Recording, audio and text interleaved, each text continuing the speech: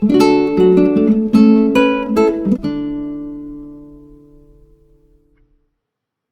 friends, welcome to the channel.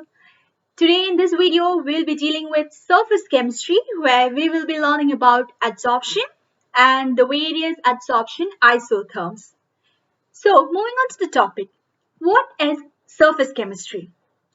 Surface chemistry is a study or it deals with the phenomena that occur at the surfaces or the interface. It deals with such interface, the reactions or various reactions and such phenomena that occur at the interface or the surfaces.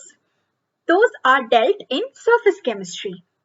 Now, let us just consider any three solids. We're considering three solid surfaces. And imagine that some particulate matter, some particles, it can be gaseous matter, gaseous particles, or any other particles are coming and getting attached to these solid surfaces. And they can get attached in three different ways. The first way is that the particles come and get attached or accumulated at the surface. They remains concentrated at the surface of my solid 1. That's case 1. And in case 2, what happens is these particles comes in contact with the solid and it penetrates inside the solid. Instead of staying at the surface, it goes into the solid. And the third case is a sum of these two cases. It's a combination of the first two cases where some of the particles would stay at the surface and the others penetrate into the solid. Now, what are these three different cases called? We have a specific name for each of them. The first case that we have is called the adsorption. The second case is absorption and the third case is called sorption. In the first case, adsorption, it is the accumulation of particles on the surface of a substance. But absorption is not a surface phenomenon, it's a bulk phenomenon where the particles penetrate into the substance. And sorption is a sum of adsorption and absorption. When both of them happens, we get sorption. That is, these two things together would give rise to sorption.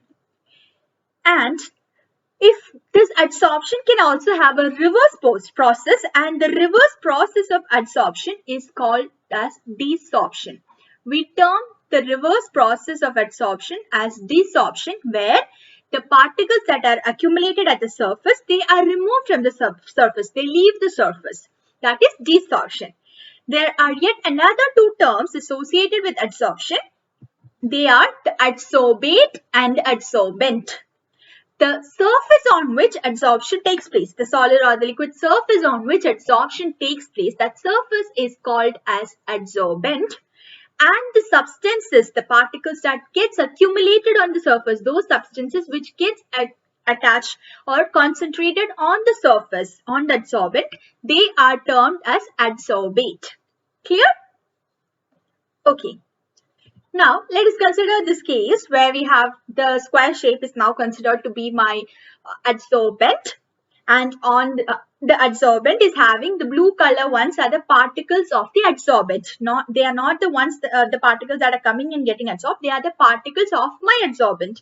The adsorbent which I have, that solid surface, that surface itself will have its own particles. Now, these particles, when you consider these particles, this particle here, it will experience various forces like this. It would have forces, experience attractive forces from the neighboring particles. So it will have some, but for the particles that are inside, the surface, those would experience a mutual attraction from all sides. The forces would be balanced.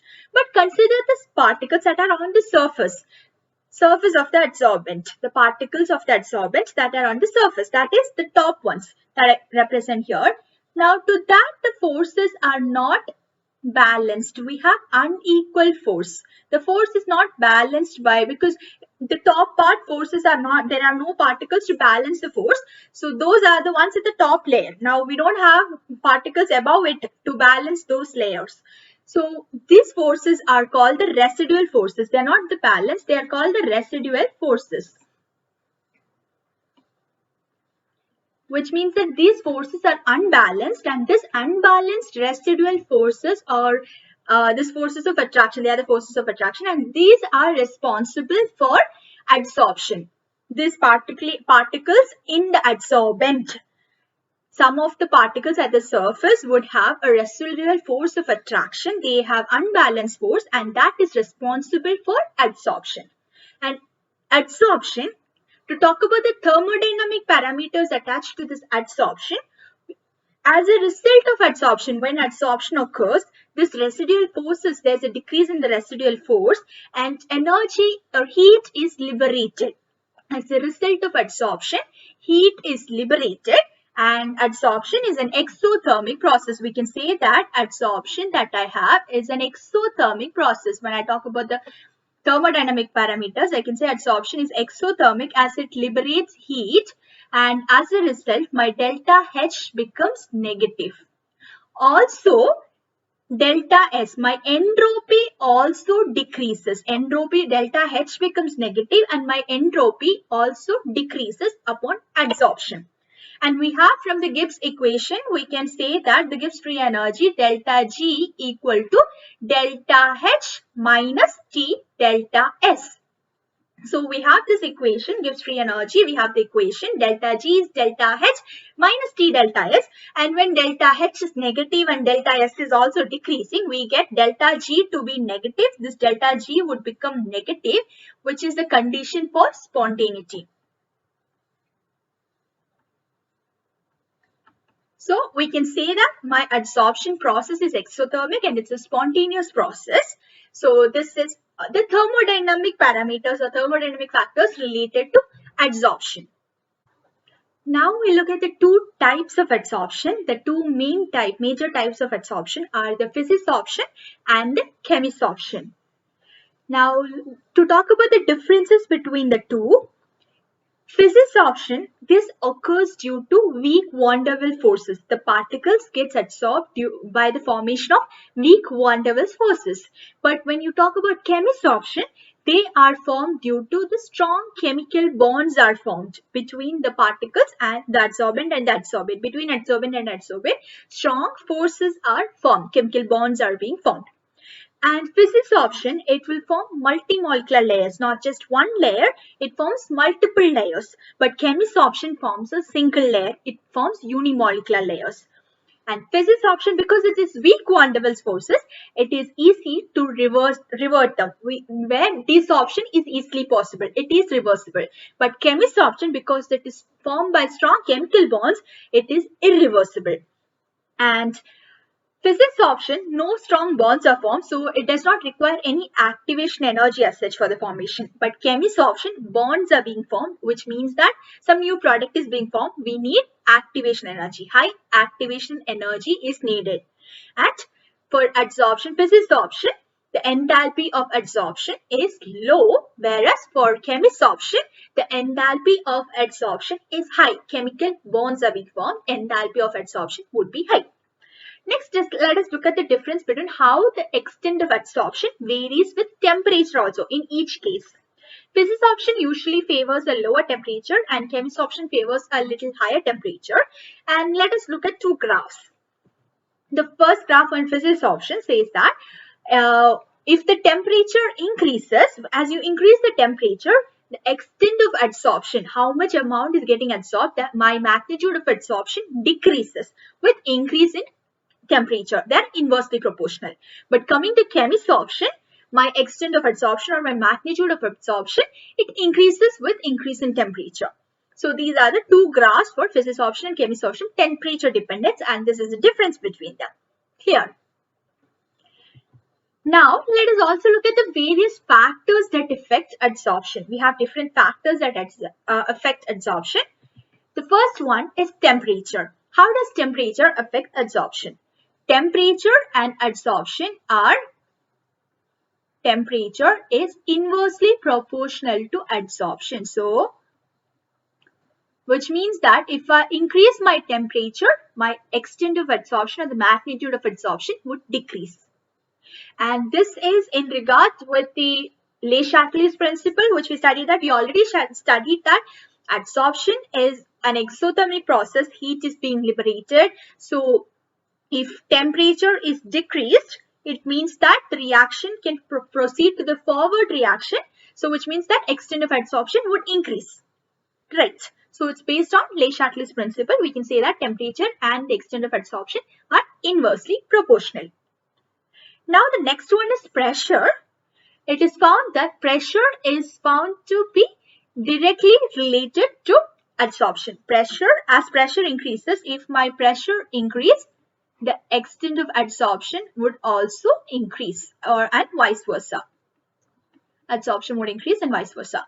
Next is the surface area of the adsorbent. That surface area, with the increase in surface area, we'll have more space available for adsorption. So the extent of adsorption would increase. As my surface area increases, it means that my adsorption magnitude would also increase. Last, the factor is the nature of gas, that is the nature of my adsorbate, the substances that gets adsorbed, the gas. It should be easily liquefiable gases. Easily liquefiable gases like, for example, we have this chlorine gas, SO2 gas, HCl gas. Such gases, they cause adsorption. Adsorption is more favorable in such gases because such gases, they have a greater this magnitude for greater this van der Waals forces. The van der Waals forces are the weak forces or the chemical forces that are needed for this adsorption to occur. That is more predominant in case of this easily liquefiable gases like chlorine, SO2, sulfur dioxide gas, or HCl gas compared to the other gases like H2, O2 and all. Here, we also have certain graphs in adsorption relating the extent of adsorption with temperature and pressure. We have certain graphs. Let's take a look at them. So these are the different graphs we have. The first one is the graph between the extent of adsorption. X by M is the extent of adsorption and temperature. So in this case, I can say, so in my first case, my pressure is constant. Here, my pressure is constant. In the second case, my temperature is constant. And in the third case, my X by M is the constant. X by M is the constant. So these are the different constants in each graph. So the first one, the graph is plotted between extent of adsorption and temperature, and we see that the adsorption, we already saw that adsorption decreases with increase in temperature. They're inversely related, and this type of graph is called an adsorption isobar because it's at constant pressure. It's called adsorption isobar. The next one graph is between an X by M, the extent of adsorption and pressure, where temperatures get constant, and this graph is called adsorption isotherm. It's called adsorption isotherm. And the last graph that we have is between temperature and pressure with the extent of adsorption kept constant, and this graph is called adsorption isostir. It's called an adsorption isostir. So these are the different graphs that are related to adsorption. So I think this concept is clear. So we'll move on. Now we come to the various adsorption isotherms. There are three major adsorption isotherms that we should be knowing for our exams. And the first one is the Freundlich adsorption isotherm given by Freundlich in the year 1909. And this gives an empirical relationship between the amount of gas adsorbed and the pressure. So the equation or the relationship is given by X by M is equal to Kp raised to 1 by N, where N can have value greater than 1. And X is the mass of the gas adsorbed. X is the mass of the gas adsorbed. And M is the mass of adsorbent. Adsorbent means at solid surface. So X is the mass of the gas adsorbed and M is the mass of the adsorbent. K is a constant and P is the pressure. N can have values greater than 1, which means that my 1 by N can be between 0 to 1. So my 1 by N value lies between 0 to 1. Now if my this 1 by n value, if my 1 by n value equal to 0, then it implies that x by m equal to k into p raised to 0. P raised to 0 is 1, so that is equal to k, which is a constant. So in this case, if my 1 by n equal to 0, then it would mean that my extent of adsorption, my adsorption is constant. It is independent of pressure. Okay, that's the first case. Now the second case here, it is independent of pressure. That was the first case, independent of pressure. Now the second case is if my 1 by n equal to 1. It can have values between 0 to 1. If it is 0, it is independent of pressure, and if it is equal to 1, it would mean that my x by m equal to kp, which means that it is directly proportional to pressure. My adsorption would be directly proportional to pressure when by 1 by n is 1. Okay, these are the two cases. This equation given here, this was the Freundlich adsorption isotherm equation that we had, and x by m is kp raised to 1 by n, and we have a graph given Freundlich adsorption isotherm. The isotherm graph is here. Now it is different curves, which is not the x by m is proportional to pressure but not straight lines. They're not directly proportional. It's p raised to 1 by n.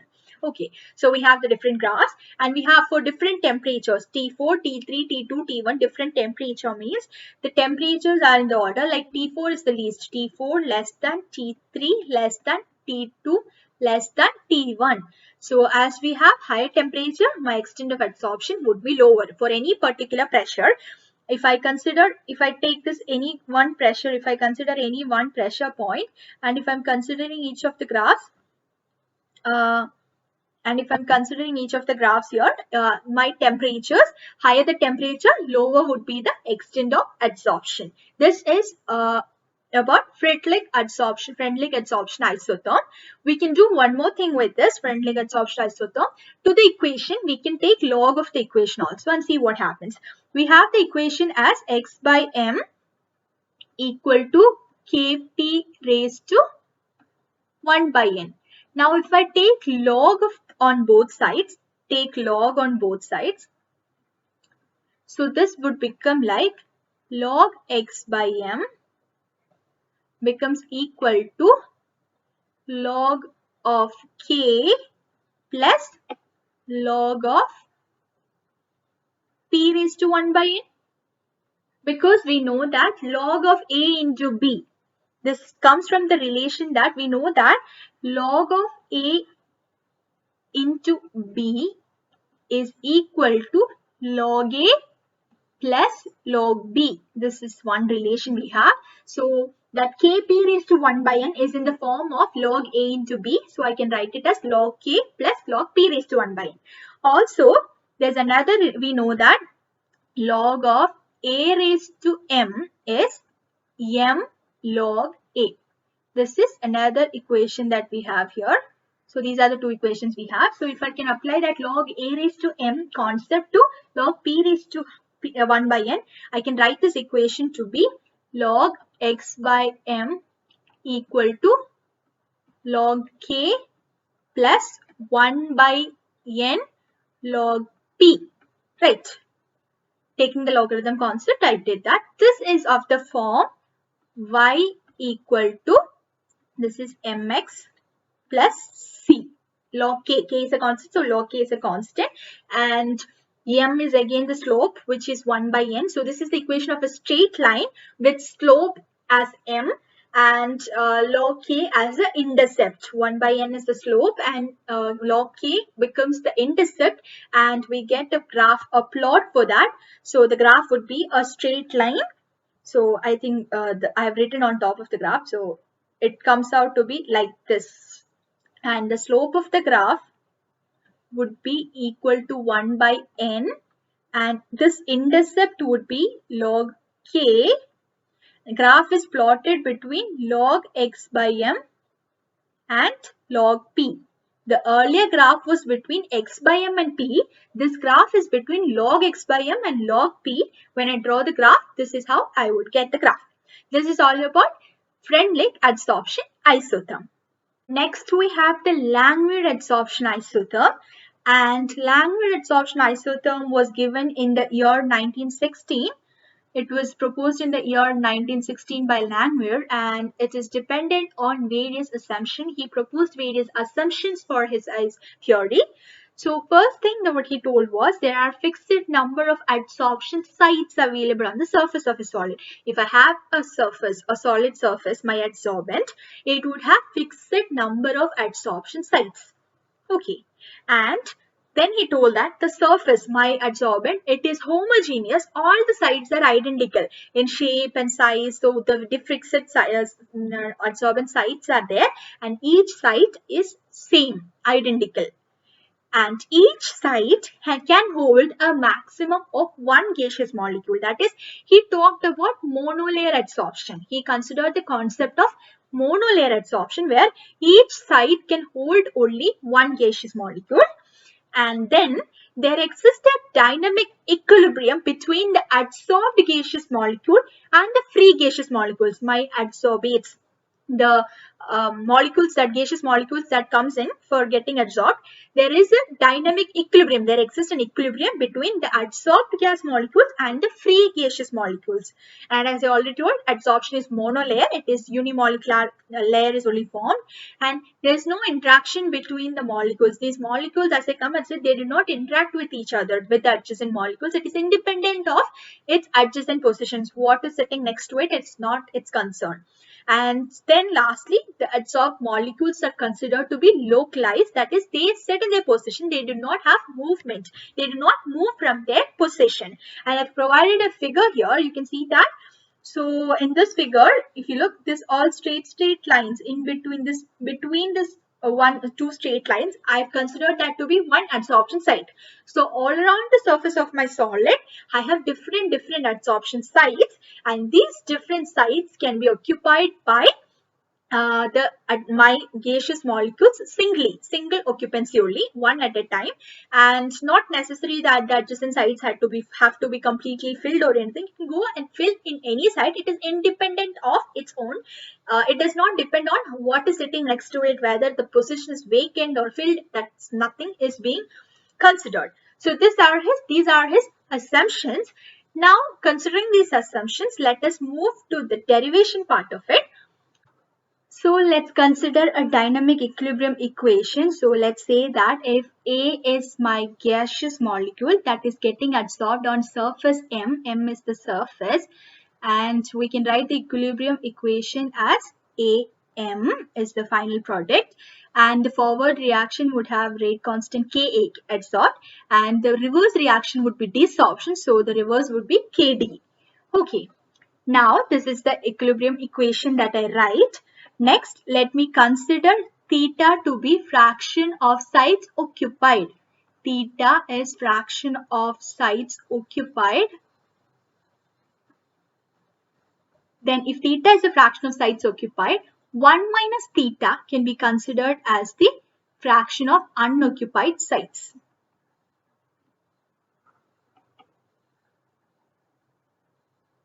This would be fraction of unoccupied sites. Now, next step is I have to write the rate of adsorption and rate of desorption. First, let me consider the rate of adsorption, RA. Rate of adsorption is found to be proportional to P into 1 minus theta, where P is the pressure. Rate of adsorption is proportional to P into 1 minus theta. So that can be written as implies applying the rate, the proportionality constant also, the rate of adsorption would be equal to Ka P into 1 minus theta. This is equation 1. Now coming to the rate of desorption. Rate of desorption is proportional to theta. Rate of desorption is proportional to the fraction of sites occupied theta, which means that applying the proportionality constant, I can write the rate of desorption to be Kd into theta. This is equation 2. Now in the next step, is at equilibrium. I consider the equilibrium case. So at equilibrium, what can we say? Rate of adsorption equal to rate of desorption. So when you're having equilibrium, it means that my forward reaction would be equal to the backward reaction. So rate of adsorption equal to rate of desorption. So now, so I can equate equation 1 and 2, which means that Ka into P by 1 minus theta equal to Kd theta. Now let me just rearrange this equation. So if I rearrange this equation, implies Ka by Kd into P into 1 minus theta is theta. So which means that implies this Ka by Kd, I'm writing it as capital K into P into 1 minus theta equal to theta, right? So this implies that, so I can say that implies Kp minus Kp theta equal to theta. So upon rearranging, so I bring the thetas together, both the thetas together. So I can say that my theta would finally become equal to Kp by 1 plus Kp. So if I bring both the thetas together and take out a common theta, then I can say my theta would be equivalent to Kp by 1 plus Kp. This equation that I get, this final equation that I get here, this third equation is the Langmuir adsorption isotherm equation. So I started from the dynamic equilibrium equation, and I consider theta to be the fraction of sites occupied and 1 minus theta to be the fraction of sites unoccupied, and I found the rate of adsorption, I found the rate of desorption, and then I consider the equilibrium state where rate of adsorption becomes equal to rate of desorption, equate the two equations, and I just rearrange them. Instead of Ka by Kd, I represent it by capital K, where capital K is Ka by Kd. And then I just simply open up the brackets and rearrange them to get the equation of theta to be theta equal to Kp by 1 plus Kp. Clear? Theta is Kp by 1 plus Kp. Now this was the case when I took a monoatomic gas A. But sometimes we can have diatomic gas like A2 or triatomic gases. So those gases has the tendency, or they has the ability to undergo association or dissociation. So if my gaseous molecule, my adsorbate, can undergo association or dissociation, then the equation is slightly varied, and the equation would become theta is Kp raised to 1 by n divided by 1 plus Kp raised to 1 by n. This would be the equation here. Okay, so let's have one last derivation for Langmuir adsorption. So we know from the Langmuir adsorption, we found that theta is Kp by 1 plus Kp. This was one of the equations. Let us mark this equation 1. Theta can have another equation also. Theta can also be represented by V by V mono, where V is the volume of the gas adsorbed and V mono is the volume of the adsorbent that is needed for a monolayer covering the volume of the adsorbent, and V is the volume of the gas adsorbed. This is equation 2. So which means that I can equate these two equations. So if I equate the two equations, I would get it as Kp by 1 plus Kp would be equal to V by V mono. Now let me just invert this equation and take the reciprocal. If I take the reciprocal, then it would become V mono by V equal to 1 plus Kp by Kp. That would be equal to 1 by Kp plus 1. Okay, this is what I get. Now I am going to multiply this with P by V mono. If I multiply this equation with P by V mono, I would get it to be P by V equal to, here also I am multiplying by P by V mono, so this would be 1 by K into V mono plus P by V mono. Now this equation that I got here is in the form of y equal to mx plus c, where y is p by v and x is p, slope would become 1 by v mono and my intercept would become 1 by k v mono, and I would get a graph like this between p by v and v. If I plot the graph here, this intercept would be 1 by k into v mono, and the slope I would be having to be 1 by v mono.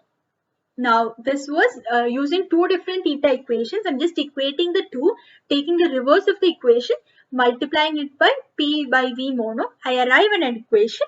I can have straight line plot. This is also one equation.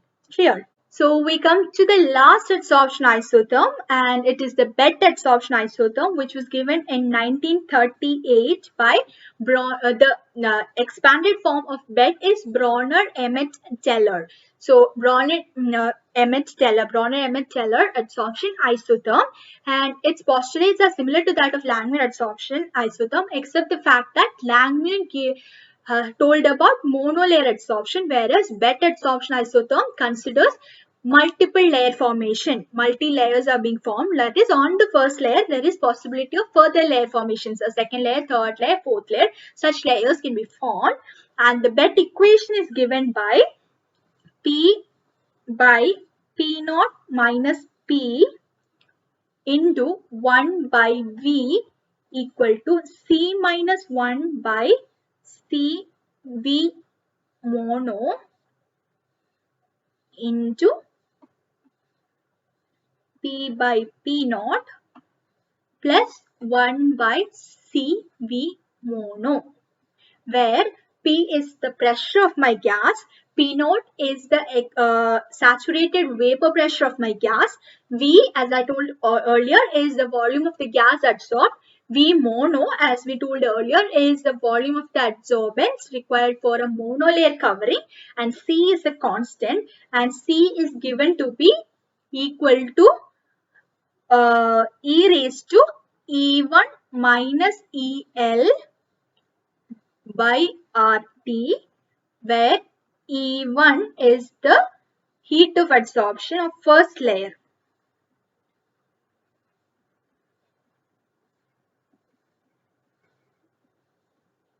E1 is the heat of adsorption of first layer, and EL is the heat of liquefaction of gas.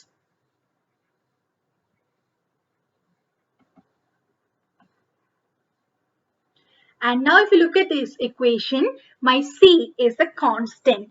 V mono also. For a particular pressure, the V mono would also be a constant.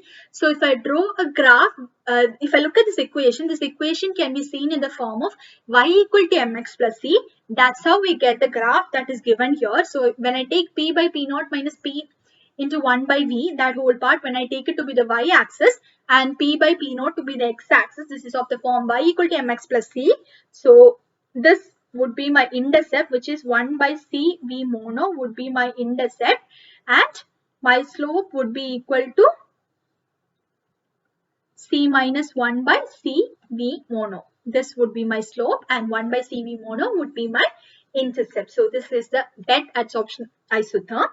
And so that's it for today. So hope you guys enjoyed this. Thank you so much.